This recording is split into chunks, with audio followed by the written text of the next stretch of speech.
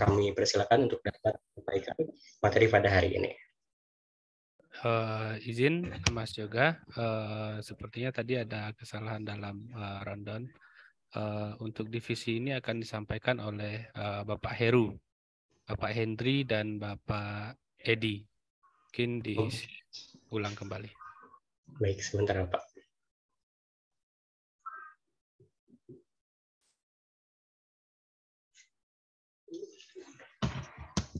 Dan untuk pemaparan yang pertama yaitu mengenai divisi inovasi teknologi digital pendidikan yang akan disampaikan oleh Dr. Heru Wijanto. Dan untuk itu kami persilakan Bapak. Ya baik, terima kasih Mas Yoga, Mas Topan, terima kasih. Bismillahirrahmanirrahim. Assalamualaikum warahmatullahi wabarakatuh. Selamat pagi, salam sejahtera untuk kita semua. Om Swastiastu, Namo Buddhaya, salam kebajikan.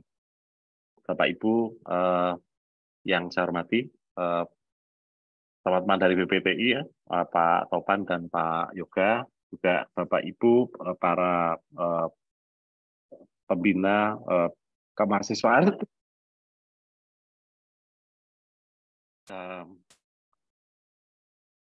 Juga kalau ada pimpinan bidang kemahasiswaan dari perguruan tinggi yang hadir, juga Bapak Ibu dosen yang akan menjadi pembina untuk divisi inovasi teknologi digital pendidikan, juga adik-adik mahasiswa kalau ada yang bergabung. Jadi saya mohon izin menyampaikan materi sosialisasi untuk lomba ini. Nah, saya hadir bersama dua orang rekan juri yang sudah bergabung juga, Bapak Dr. Henry Praherjono dari Universitas Negeri Malang ya, dari UM. Kemudian ada Bapak dari UPI, jadi Bapak Edi Prastyo Nugroho. Nanti akan bersama-sama saya untuk menyampaikan penjelasan atau bisa menjawab pertanyaan jika ditanya jawab nanti gitu ya. Saya mohon izin Pak Hendri, Pak Edi menyampaikan lebih awal atau mendahului ini ya. Lebih dulu saya sampaikan sebenarnya saya hanya memindahkan materi di slide, di buku panduan ke slide, jadi tidak ada yang berbeda. Jika Bapak Ibu sudah membaca pedoman, gitu ya. Tapi jika belum, gitu ya, monggo kita simak bersama sebentar, begitu. Waktunya cukup panjang sepertinya yang dialokasikan untuk penjelasan divisi. Jadi kebetulan ini ada para ahli teknologi pendidikan ya, Bapak Ibu saya kira yang dosen pembina ya, juga di Dewan Juri ada Pak Hendri ya, Pak Edi juga ya, yang dari teknologi pendidikan ya. Ini saya buka kartu aja dulu Bapak Ibu biar cair begitu ya. Disiplin saya teknik elektro Bapak Ibu. Jadi saya malah berguru kalau ke Pak Hendri dan Pak Edi ya mengenai bagaimana teknologi pendidikan itu dikembangkan gitu. Jadi ini inovasi teknologi digital pendidikan atau EduTech itu adalah pengembangan teknologi digital untuk proses pembelajaran dan pengajaran. Menyangkut pemanfaatan perangkat keras, perangkat lunak, serta sumber daya teknologi lainnya, seperti internet, media sosial, yang ditujukan untuk meningkatkan proses pembelajaran. Nah ini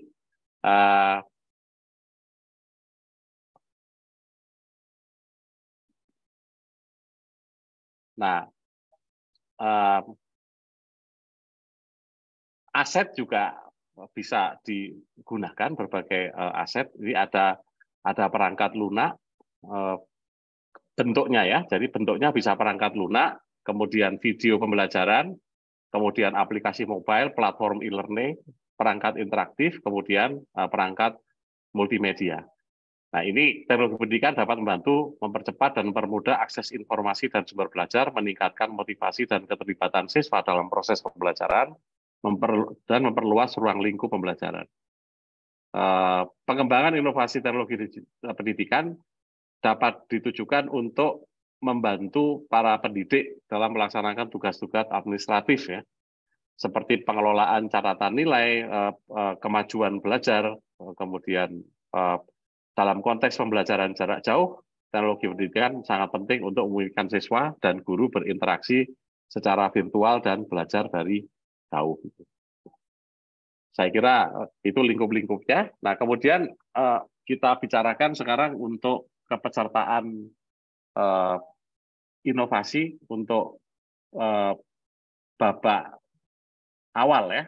Nah, untuk seleksi internal ini sesungguhnya adalah proses yang terjadi di internal perguruan tinggi, dan di sini kami tuliskan itu sekaligus menjadi deliverables. Ya, sebenarnya ini yang dipakai untuk babak evaluasi atau penyisian di nasional, gitu ya. Ini deliverables-nya adalah proposal dan video proses, ya. Pengembangan model karya inovasi. Ini B-nya ini harusnya ke bawah ini, ya. Jadi apa yang akan disubmit oleh peserta itu adalah proposal dan video proses pengembangan karya inovasi teknologi pendidikan. Nah, ketentuannya untuk proposalnya itu terdiri dari cover, lembar pengesahan, abstrak, latar belakang, tujuan, manfaat, metode pengembangan, kemudian analisis fungsional, desain produknya, kemudian rencana implementasi dan validasinya akan dilakukan dengan cara apa, kemudian tautan video proses pengembangan ini, ya. Nah, kemudian daftar pustaka. Nah, untuk videonya yang dibuat adalah proses pengembangan dengan menceritakan progres sampai 50% minimal. Dan mohon ini bisa dibuat tidak lebih dari 3 menit, ya, tidak lebih dari 3 menit. Mencantumkan intro dan subtitle. Dan bukan file yang diunggah, namun adalah link YouTube. Ya, di YouTube dengan judul ini, ya, LIDM, divisi IPDP, kode perguruan tinggi, nama tip, kemudian judul karya. Kemudian di belakang diberi nama atau diberi kata proposal. Ya, kemudian untuk proposalnya, file naming-nya, jadi atau penamaan filenya juga mohon menggunakan ini, ya, format baku ini, maksimal 8 MB dalam bentuk PDF. Dan tidak diperkenankan dalam format yang non PDF, ya.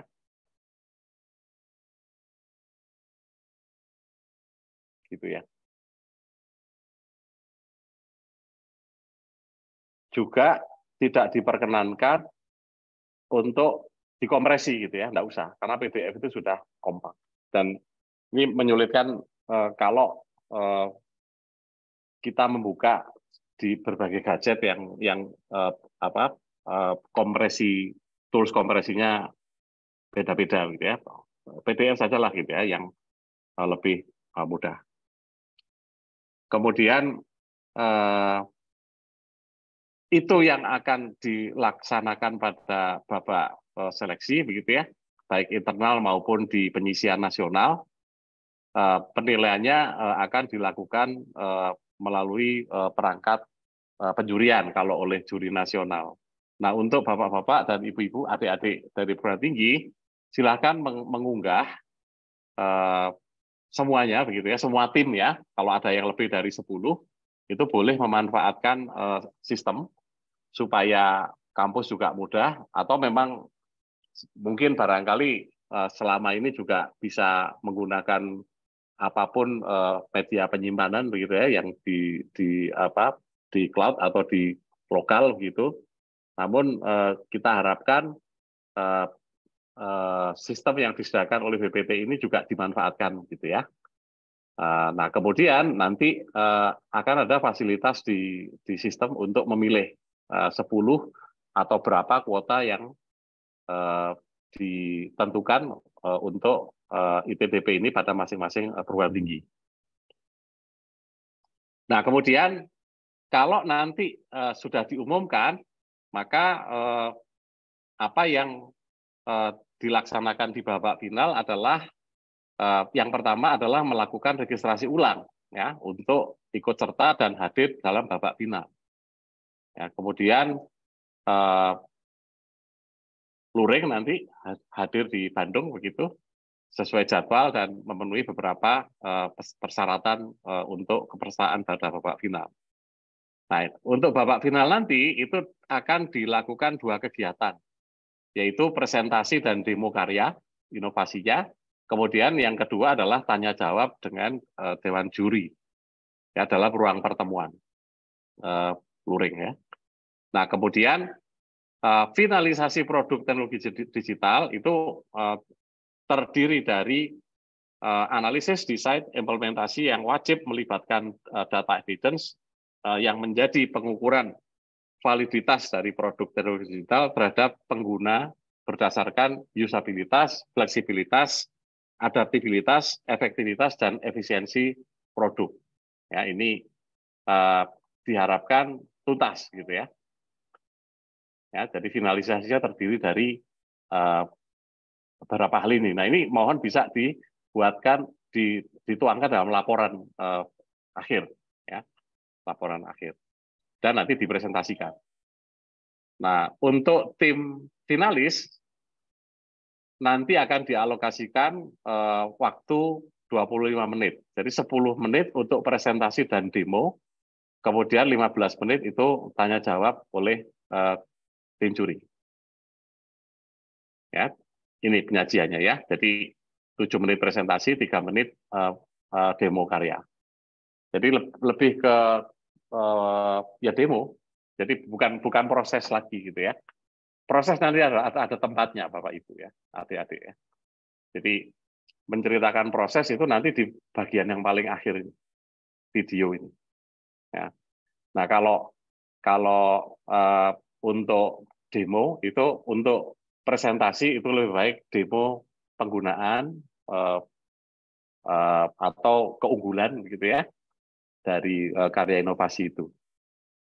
Nah, tentunya yang kita harapkan adalah bahwa ini sudah mencakup 100% apa yang direncanakan. Jadi rancangan teknologi yang direncanakan. Ya, jadi penyajian presentasi kita jadi dimohon untuk dominan pada menampilkan fungsionalitas dan desainnya gitu. Jadi background secukupnya begitu ya. Mungkin teknik presentasi ada yang indah begitu ya. Tapi efisienkan waktu untuk lebih menonjolkan karyanya gitu. Perkenalan sedikit saja secukupnya karena data sudah bisa kami baca. Dampak ya itu boleh diceritakan. Kemudian file presentasi karya itu juga diminta untuk diunggah. Kemudian laporannya juga. Nah, kemudian sekali lagi tidak diperkenankan untuk dikompres dan mohon dalam format PDF. Ya. Kemudian penyelenggaraan babak final dilaksanakan secara luring nanti sehingga presentasi tim dan demo karya itu disediakan oleh tim peserta secara langsung ya. Dan nanti panitia tuan rumah nanti akan menyediakan ruang presentasi, multimedia untuk presentasi dan juga ada ruang transit ya Pak Edi ya. Jadi ada Pak Edri ya. Jadi biasanya adik-adik tim akan didukung oleh ruang transit untuk melakukan setting peralatan dan juga setting presentasi. Tapi kalau untuk presentasi menggunakan perangkat presentasi yang disediakan oleh panitia karena filenya sudah diunggah. Gitu. Ya, filenya sudah diupload, jadi ini untuk mempercepat gitu ya. Jadi diupload lebih dulu itu pada saat pendaftaran. Kalau pada saat pendaftaran ya kita harapkan semua file itu sudah terupload. Kalau ada pembaharuan paling lambat pada saat technical meeting peserta. Kemudian ada rekaman video itu maksimal juga 3 menit. Jadi menceritakan ini proses pengembangan saja. Ya, proses. Jadi bagaimana di-develop ya. Dokumentasi para mahasiswa ketika ngoprek atau membangun teknologinya di laboratorium atau di mana, di bengkel ya, atau di workshop. Saya kira ini penilaian yang perlu kita perhatikan bersama untuk dipenuhi gitu ya. Untuk keperluan seleksi, jadi yang pertama adalah dampak yang diharapkan itu sudah dari awal itu dirumuskan atau direncanakan. Kemudian permasalahan yang dipecahkan apa itu. Ya, kemudian tentunya ini berkaitan dengan pendidikan ya. Nah, kemudian ideanya seperti apa? Problem solving ya. Kemudian juga kita akan lihat kompleksitas atau juga tingkat kecerdasan dari karya teknologi digitalnya. Saya pikir teknologi digital identik dengan smartware atau perangkat yang cerdas gitu ya. Kemudian aspek pengembangan produknya. Jadi mulai dari keberfungsiannya, kemudian kualitasnya, daya tarik, kemudian aspek audiovisual, narasi, animasi, teknis ya, ada bagaimana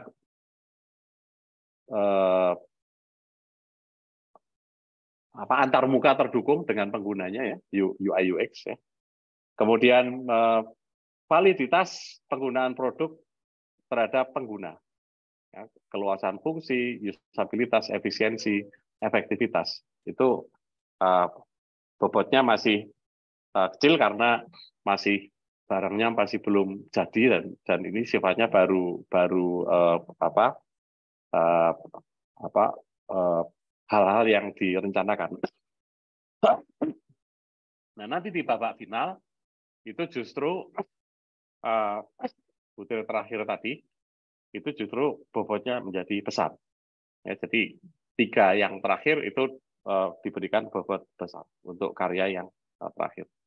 Nah, hal yang sifatnya konsep itu akan diperkecil, dicukupkan saja. Gitu. Saya kira itu sebagai bahan diskusi awal. Monggo adik-adik, Bapak Ibu, jika ada yang perlu diperjelas, setipis halaman yang ada di buku pedoman, dari ini juga, jadi tidak banyak juga slide yang kami siapkan.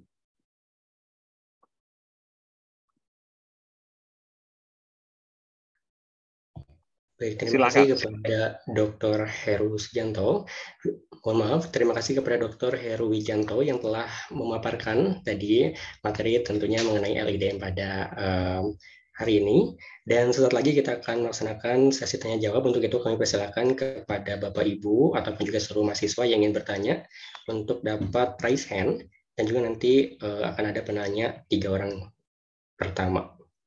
Oke, untuk yang pertama yaitu dari Bapak Lovandri, selaku dosen pendamping, kami persilakan untuk dapat menyampaikan pertanyaannya.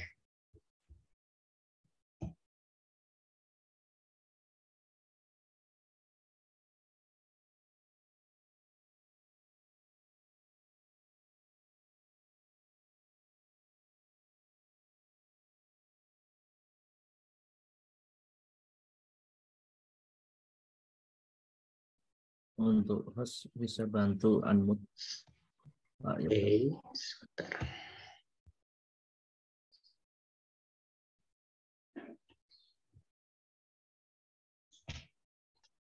Baik, terima kasih Mas Yoga.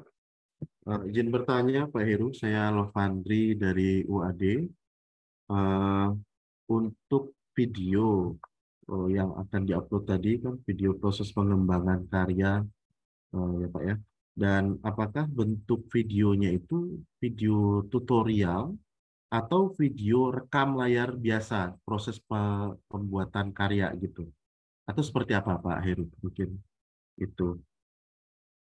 Itu saja dulu Pak Heru. Terima kasih. Terima kasih Pak Lovandri. Silakan Ya. Pak Edi, ngobrol Pak Edi. Ini mohon izin Pak Heru. Iya. Pertanyaan Pak Lovandri, sebenarnya tadi sudah terlihat di sana disampaikan bahwa video ini ada 2 kali ya Pak Lovandri dan Bapak Ibu yang lainnya. Yang pertama di Bapak Venetian itu mengupload 50% dibilang di situ ya, terkait dengan bagaimana pengembangan. Di sana itu maksudkan bahwa kita akan melihat bagaimana proses produksinya. Ya kalau kita di dalam teknologi pendidikan ada bentuk bagaimana pembangunan perangkat lunak tersebut ya, Pak Lovandri, bahwa di dalamnya kan nanti kita akan tahu kalau tadi adanya proses bisnis yang akan yang membuat ini ada gitu, dibangun teknologi pendidikan yang kemudian sampai pada akhirnya kita dapatkan bentuk bagaimana ada prototyping ya nantinya. Jadi bagaimana analisis, kemudian desain, lalu production-nya seperti apa. Jadi dalam video durasi 3 menit ya Pak Heru ya, kalau nggak salah. Ya itu mencapai seperti itu Pak. Sehingga nanti kita tahu itu semua, termasuk tadi dimaksud oleh Pak Heru adalah dampak. Jadi dampak ini bisa kita lihat bagaimana sih diawali dengan proses bisnis yang dimaksud gitu. Mungkin singkatnya itu dulu. Udah jelas Pak Lovandri? Baik, Bapak Lovandri, apakah ada yang ditanyakan kembali?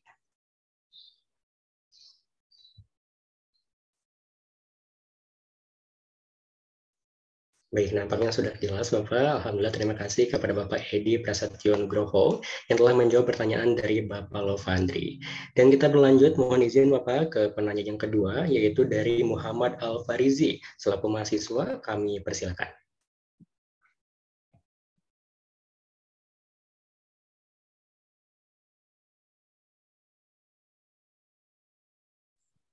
Baik, terima kasih Mas Yoga dan Bapak Ibu Dewan Juri. Sebelumnya Assalamualaikum warahmatullahi wabarakatuh. Waalaikumsalam. Saya Muhammad Al-Farizi, saya dari Binus University. Ada 3 hal yang mungkin ingin saya konfirmasi berdasarkan dari panduan yang sudah kami terima beberapa waktu lalu. Yang pertama mungkin tadi pada bagian struktur proposal, itu struktur proposalnya itu apakah memang bakunya itu tidak perlu seperti subbab ya, dia seperti proposal langsung ya, seperti satu pendahuluan tadi berlanjut seperti yang ada di buku panduan, atau itu menyesuaikan saja gitu atau fleksibel gitu. Itu yang pertama. Lalu yang kedua, saya ingin mengkonfirmasi terkait perbedaan terkait demo pada saat babak final, agar ini kami tidak salah paham dari awal terkait bedanya demo dengan nanti video gitu. Apakah demo itu maksudnya practically daripada si inovasi itu secara langsung atau seperti apa? Agar kami juga nggak salah paham. Lalu yang ketiga terkait video. Nah, untuk video ini, untuk pencapaian 50% tadi menyambung seperti pertanyaan dari pembina dari UAD, itu video prosesnya. Nah, untuk ke yang 100%-nya berarti itu sudah sampai ke tahap implementatif seperti itu atau seperti apa? Mungkin itu 3 pertanyaan dari saya. Terima kasih. Assalamualaikum warahmatullahi wabarakatuh. Waalaikumsalam. Terima kasih Mas Al-Farizi ya, Muhammad. Silakan Pak Hendri, monggo Pak Hendri. Nggih, terima kasih. Mohon izin Pak Heru. Baik, mengenai proposal itu memang sudah jelas aturannya, poin-poinnya sudah sangat rigid dan sudah dijelaskan dalam proposal, dalam panduan, artinya itu mohon diikuti. Jika nanti teman-teman tidak mengikuti aturan, maka nanti secara administratif akan gugur di intern ya, di internal kan juga mengikuti aturan dari itu ya. Nah, itu yang pertama. Jadi ikuti saja pembuatan proposal. Yang kedua, memang ini ada beberapa hal video tadi sudah dijelaskan, sudah dipaparkan oleh Bapak Edi. Jelas sekali bahwasanya video apa yang dimaksud dengan 50% sudah sampai dalam prototyping. Jadi sudah jelas bahwasannya ini prototipenya kayak apa. Sedangkan kalau final ya memang produk yang itu sudah didemokan, sudah jadi dan bisa digunakan untuk kebutuhan yang tadi sudah dijelaskan, dipaparkan dalam format penilaian itu. Ada yang dinilai tentang efektivitasnya dan lain sebagainya. Ada di sana. Sehingga jelas bahwa evidence yang dimunculkan di sana itu juga dijelaskan dalam video yang berdurasi 3 menit itu. Dalam konstruknya adalah penjelasan dari penggunaan dari prototyping itu. Namun kalau nanti rekan-rekan itu nanti belum clear di sini, bisa dilihat itu di panduan itu ada 7 menit ya. 7 menit nanti kalau di final ya ini ya. Di final kalau Anda masuk di finalnya itu 7 menit Anda presentasi dan 3 menit itu adalah produknya. Jadi penjelasan produknya itu 3 menit. Jadi jelas bahwa video itu dibutuhkan untuk mendeklar bahwa produk Anda memang sudah benar-benar bisa digunakan. Bukan hanya sekedar konsep. Kalau hanya masih konsep ya berarti itu masih masih belum 50%, masih caranya.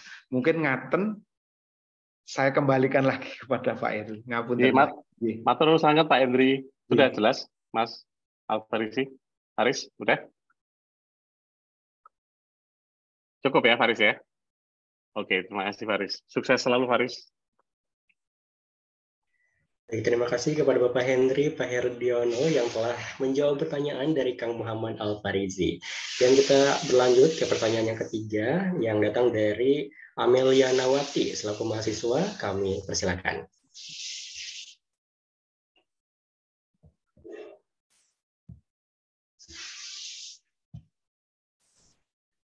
Silakan Mbak Amel. Masih mute suaranya ya? Ya, oke. Iya, baik Pak. Apakah suara saya terakses, Pak? Sudah. Ya, terima kasih. Perkenalkan saya Aminawati dari Universitas Yogyakarta. Boleh on-cam nggak? Oh, ya, sebentar ya, Pak. Iya.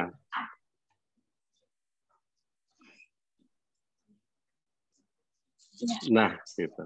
Terima kasih. Terima kasih, mohon maaf, Pak. Saya sih bertanya kan, tadi di panduan itu tertuliskan ada arah pengembangan dari inovasi teknologi digital ini ada makro dan juga mikro ya, Pak. Nah, kemudian saya izin bertanya, mikro itu kan ada inovasi sistem dan teknologi informasi dan pembelajaran klasikal. Nah, itu saya ingin tanyakan, apakah itu harus diimplementasikan secara klasikal di kelas begitu atau bagaimana ya, Pak? Gitu, Pak. Pertanyaan saya. Terima kasih. Ya, baik. Izin saya menjawab gantian ya. Jadi difungsikan untuk kelas itu tidak berarti pada saat demo itu kita pindah kelas begitu ya. Tapi silakan nanti ditunjukkan mulai dari sejak desain sampai pada pengembangan sampai kepada fungsionalitasnya memang mendukung untuk pembelajaran kelas ya. Nah, kalau mau menceritakan implementasinya itu tadi bisa lewat video yang 3 menit tadi itu. Nah, tapi nanti pada saat presentasi kan nyambung demo. Nah, itu cukup dibawa hasil karya inovasinya ke final ya, babak final untuk didemonstrasikan bagaimana fungsionalitasnya, cara menggunakannya, keunggulannya gitu ya. Nah, bukti bahwa pernah atau sudah diimplementasikan di kelas. Nah, itu tadi di video itu. Video ini kan sifatnya dokumentasi ya, tadi sampaikan oleh Pak Henry ya, Pak Edi juga. Dokumentasi mulai dari pengembangan, khususnya ini nyambung dari Faris ya, Mas Faris yang dari BINUS tadi, itu kan kalau video proposal kan baru 50%, yang 50 sampai 100-nya kan belum ya. Belum tertuang. Nah, itu pengembangan yang sisanya itu sampai kepada utilisasinya ya. Dipakai di lapangan atau di kelas, itu monggo itu dibawa ke video. Nah, yang di on-site pada saat presentasi, bawalah untuk diperagakan dan didemonstrasikan fungsionalitasnya. Ya, jadi makin jelas saya kira ya, porsi-porsi deliverables ini sampai mana. Gitu. Demikian, Mbak Amel. Suara masih mute, Nak. Ya, suaranya masih mute, belum terdengar. Mic-nya, Mas. Maaf. Nah. Jadi baru di-unmute oleh hostnya, Yeah. Pak. Baik, Bapak. Jadi nanti kita tetap implementasi ke kelas begitu ya, Pak, dan nanti ditampilkan di video. Iya, boleh. 50% ke atas yang akan masuk final tadi, begitu ya, Pak. Iya. Nah, saya izin bertanya kembali, Pak, terkait makro dan juga mikro. Itu kan disampaikan situ ada perbedaan ada yang makro dan juga mikro di panduan. Nah, itu perbedaan dari implementasinya itu seperti apa nih, Pak? Begitu, Pak. Terima kasih. Iya, monggo Pak Edi. Putar lagi Pak Edi. Iya, tadi mohon maaf nih bandwidth saya bisa diulangi perbedaan apa tadi? Perbedaan lingkup makro dan mikro pada deskripsi Pak Edi di tabel itu. Oh iya iya. Baik. Kalau kita melihat tadi sebenarnya kita jelas melihat kalau kita bangun sebentuk daripada, kalau saya arahnya dari proses bisnis ya Mbak Amelia, tahu ya maksud proses bisnis atau katakan latar belakang itu kita bisa background-nya terhadap masalah makro di nasional misalkan ya, berkaitan dengan hot news yang sekarang ada seperti apa, sehingga lalu dibawa ke arah bentuk kewilayahan seperti halnya sampai level sekolah gitu ya. Nah, ini bisa jadi membentuk suatu mindset sehingga butuh teknologi pendidikan itu. Jadi perlu kita sikapi bagaimana makro dan mikro itu jelas keterhubungannya gitu. Ya, sebagai contoh yang berkaitan dengan tadi contoh nyata misalkan kebutuhan terhadap fluida tadi ya. Ternyata di makro itu akan ada simulasi terkait dengan mungkin kalau dalam SDGs berkaitan dengan adanya level kesehatan misalkan ya, itu bisa jadi SDGs berapa. Nah, itu level makronya kita bisa masuk ke program SDGs sekian itu, saya kurang hafal.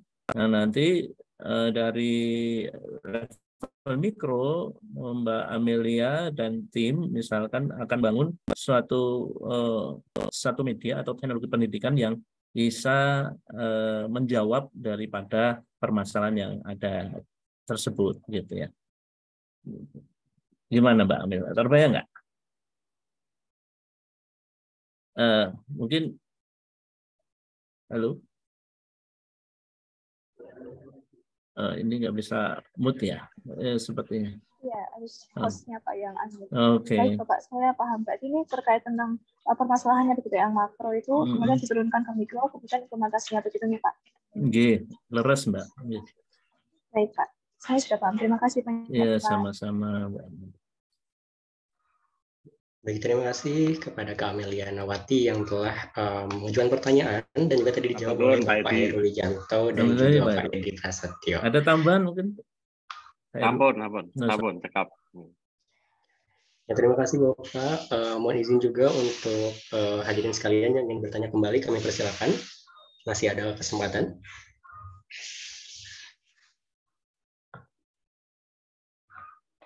Baik, jika ada yang ingin bertanya kembali, boleh untuk raise hand. Oke.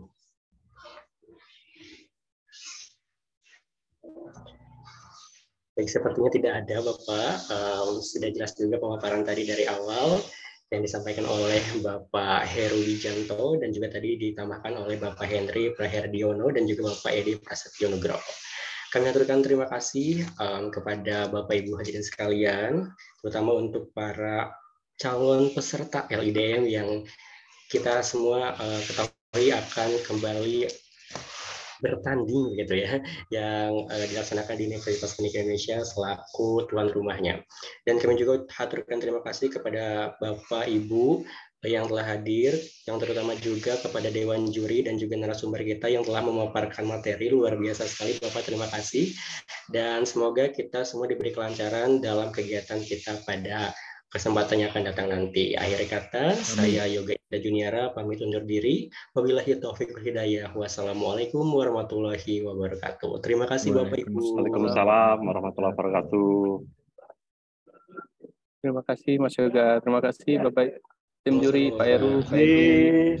Terima kasih. Selamat berkarya. Ngapunten. Selamat berkarya adik-adik. Apa tuan Pak Henry, Pak Edi. Pak Heru ngapunten. Pak Edi. Sama-sama Pak Henry. Selamat berkarya adik-adik. Selamat Bapak Ibu. Sukses selalu, sehat selalu. Izin kami Assalamualaikum. Bapak Ibu. Waalaikumsalam warahmatullahi wabarakatuh.